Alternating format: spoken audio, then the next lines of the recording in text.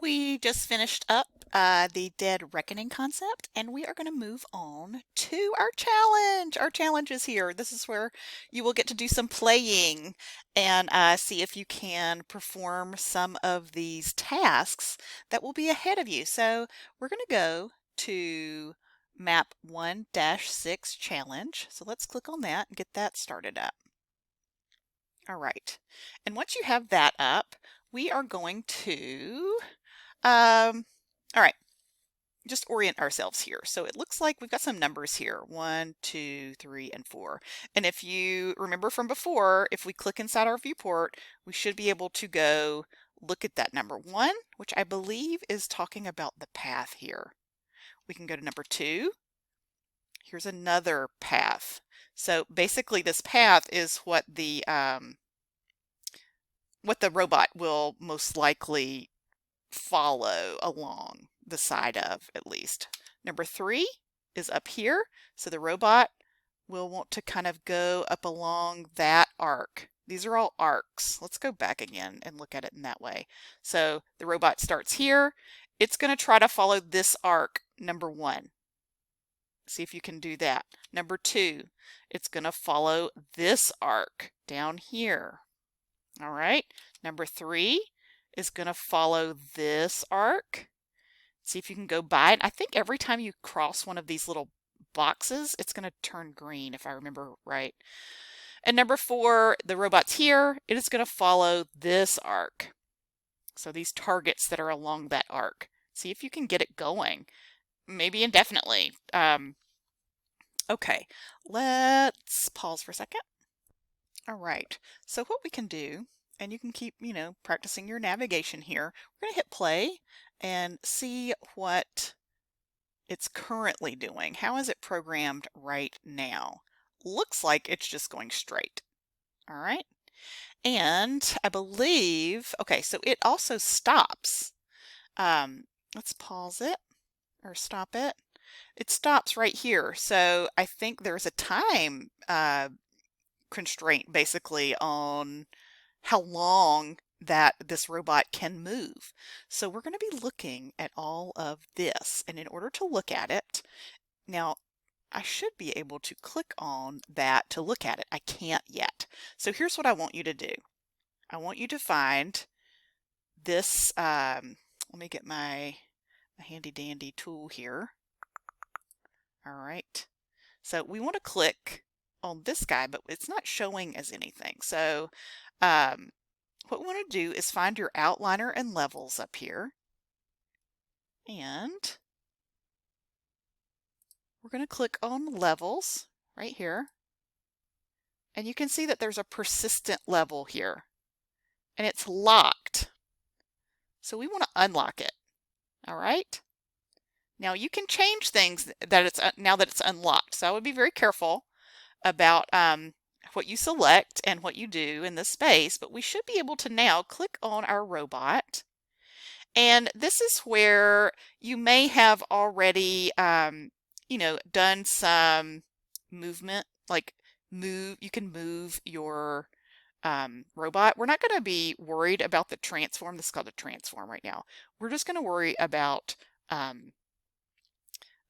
its blueprint. We're going to go look at the guts of this robot. We're going to look at the how it's currently programmed. So what I'm going to do is I'm going to right click on the robot and I'm going to edit that robot.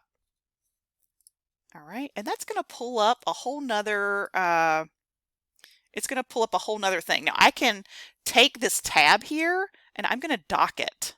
So it's kind of in my editor here. All right, so we have our map and now we have our robot blueprint. All right, so I'm going to go back to the map.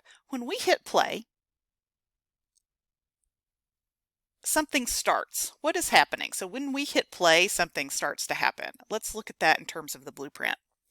So this event here in the blueprint is called event begin play. So this is basically like instructions. It's like if there was a chef, or like a starting whistle. So when the game or simulation starts, this event is triggered, and the blueprint begins to follow the instructions that you've laid out. What are those instructions? Well, the instructions are right here. It's called run the motors. So um, after the begin play event is clicked or starts, the blueprint goes to this part that controls the motors. So imagine the motors, motor A and motor B, as like the legs of the robot, and the blueprint is telling them how to move. So using the sequence, it's like a fork in the road where the blueprint can go in two different directions at the same time. So in this case, it's hooked into nodes for motor A and a node for motor B, allowing that robot to control both motors simultaneously. It's like telling the legs to move at the same time, possibly in different ways. Okay, so we're going to be adjusting, excuse me, we're going to be adjusting motor A and motor B to do our arc. So right now it's going in a straight line. You could have guessed that because why? I want you to think about that for a second. Why could you have guessed that it was going straight? Looking at how these nodes are programmed. Look at that real quick. I'm going to pause it and let you look at it. If you said motor speed, you would be right. So this motor A is going at 20 and motor speed B is going at -20. And you remember, if it's going straight, it's going to have those opposite to each other, but the same number format, basically. Okay, so we're going to adjust each of these motor nodes. So it's adjustable for time, motor speed, and the time that it's going to be going. So let's look at this real quick. So time is how long the motor is going to run, basically. It's like telling your leg to take a step and it lasts for a specific amount of time. The motor speed controls how fast the motor goes. It's like choosing to walk or run. And you remember, motor speed of 0 is stopped, motor speed of 100 is very fast. All right, let's look at this coast toggle. It's like a switch that lets the motor either keep running or it's going to stop automatically. And it did not coast. Remember, it just stopped when we hit play, so it does not have a coast right now. All right, and then actually that's it. So I want you to, let's think about number 1, which is this one here. We want to try to get our robot to go on this arc. So what would you do? How would you change these speeds? And I'll give you some hints. So at 10, whatever it was at, so the time is at 10 right now. The speed that it was going, so it was going at a speed of 20. And by the time 10 was up, it was only right here. So you might need to adjust that as well, or make it go way faster. So I'm going to let you play around with time and motor speed to see what happens. Okay, so hopefully you have played around a little bit with your robot, and it is, you're basically choreographing this robot dance, even though it's just one arc. It's a very boring arc dance. I want to encourage you to open up that devlog, basically. And, what you can do is you can take a picture with your snip and sketch. So I might bring my snip and sketch up here and maybe take a picture of how successful I was. Put that in your devlog. If it worked really well, maybe take a picture of your blueprint that you had. Because you're going to be doing this kind of over and over. You're basically doing an engineering model where you are, what did it say in the, it said in the, here we go, in the challenge document on page 16, you're going through an engineering process where you're predicting you're testing, you're observing, and then you're iterating. Iterating means that you're just doing something over and over and making changes as you go. Uh, so as it says here, log the attempts and use the data to make informed decisions for each subsequent attempt. So, you don't have to log every single one. You can if you want to, but ultimately you want to definitely record what worked, and you might want to reference that later. Okay, so as you are predicting, testing, observing, iterating, you can use on page 17 of that student guide. It has some very helpful motor settings and movements that you can try. It's got the movement direction, whether you want it to go forward, backward, you want it to pivot. Mostly you're going to use the forward one on these tasks. The arc turn left, arc turn right is going to be very important. Let me highlight that real quick. On page 17, this is going to be very useful for this task. If you kind of get a little stumped, or your robot's just not going the way you want it to, start playing around with these numbers in terms of motor A setting and motor B settings. So that's going to be very, very helpful. What else? And let's see what else we have here.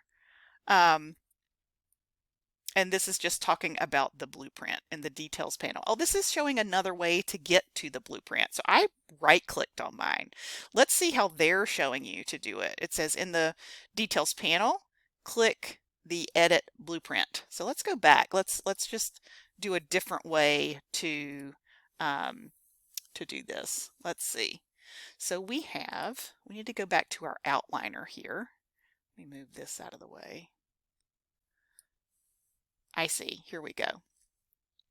So the other way to open the blueprint for this, they're calling it an actor. So you're going to click on your robot in the viewport, make sure it's selected. And then you're going to go over here to your details and world settings tabs. You're going to want to be in the details tab right here. And let me just highlight these. So really it's details right here. And you are going to look for, it should already have Robot Dead Rec Challenge highlighted. And you're going to click on, you could probably just do any of these, edit the blueprint.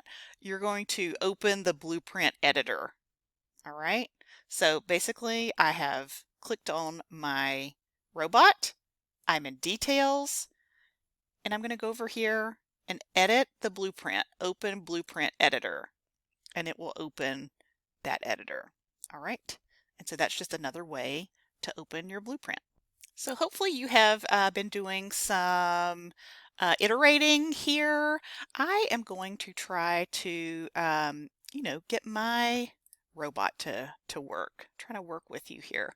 And also, just an FYI, another tip, if you hit 0, it should bring you back to this giant arc. So you can also look at it from that viewpoint. All right, so I'm just going to change my motor speed here to, I'm going to do 40 on this top one and just see what happens. So once I make a change, and you probably have already figured this out if you're already doing things, you need to compile, which is already compiled, and save. And so let's go back, and now I'm going to zoom in. Now let's hit play and see what happens. All right, so 20 and 40 makes it go into this very kind of tight arc, and I think it's still going at 10 seconds. I'm guessing that's seconds, yeah. So, so that's not going to work. Let's go back in, and so maybe I want it to go, let's see what happens if I do 30 for each of these. And then let's make this be 35. curious how that's going to work out. Save. Oh, I need to compile and save. Let's go back to my challenge, hit play.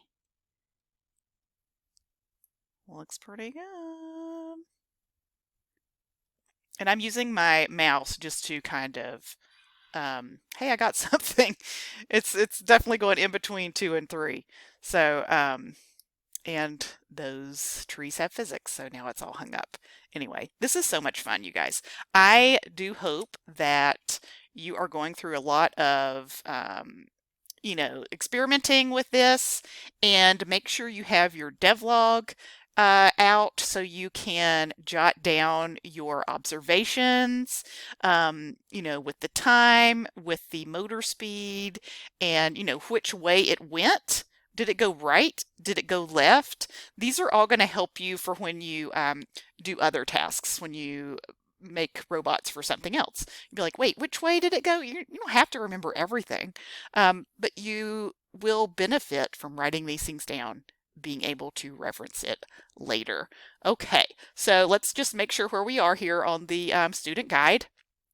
It's got a lot of references to compiling, saving. Make sure you read through this if you're getting a little lost. And there are some resources down here, and you can assess how you're doing in terms of design concepts, software concepts, coding concepts. See where you are, and that is it for this first lesson.